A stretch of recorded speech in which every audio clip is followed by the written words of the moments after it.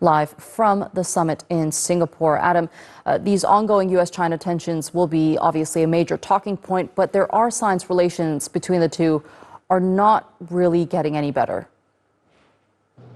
Yes, absolutely. Really, these tensions are looming large over this summit this weekend. The fact that there won't be a meeting between the two top defence chiefs is really the big talking point. They actually sat at the same table last night during the keynote speech by Australian Prime Minister Anthony Albanese. They shook hands, but didn't really have any meaningful exchange. And in a speech a short while ago here, the US Secretary of Defense Lloyd Austin, he referenced the importance of open communication between Washington and Beijing, particularly when it comes to the military. And he actually referenced that handshake, saying a handshake simply isn't enough. So it's clearly a big theme. Throughout that speech by Lloyd Austin a short while ago, he referenced China a number of times.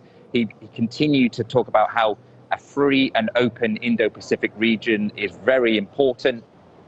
The US is doing to try and ensure that.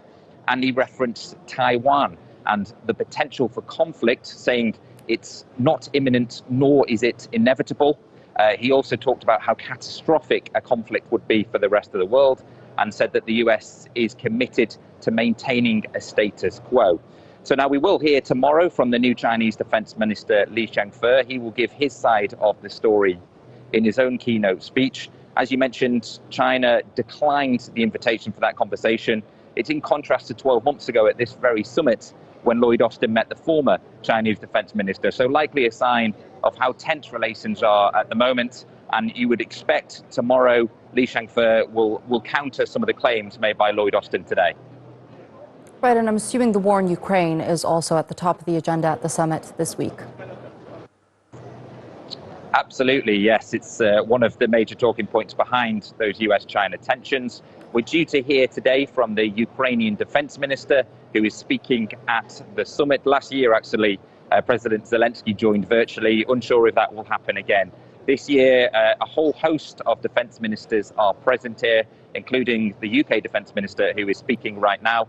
And we understand that some of the European defence ministers who are present in Singapore this weekend are actually hoping to speak to their counterparts in Asia to try and drum up more support for their efforts to continue backing Ukraine. It's been reported that a few ministers in Europe are unhappy with how much support they're getting from countries in this part of the world. So there'll be a lot of talk about that, because obviously that conflict makes big news in this region, and there are fears of it escalating and potentially China getting involved. So it's watched very closely.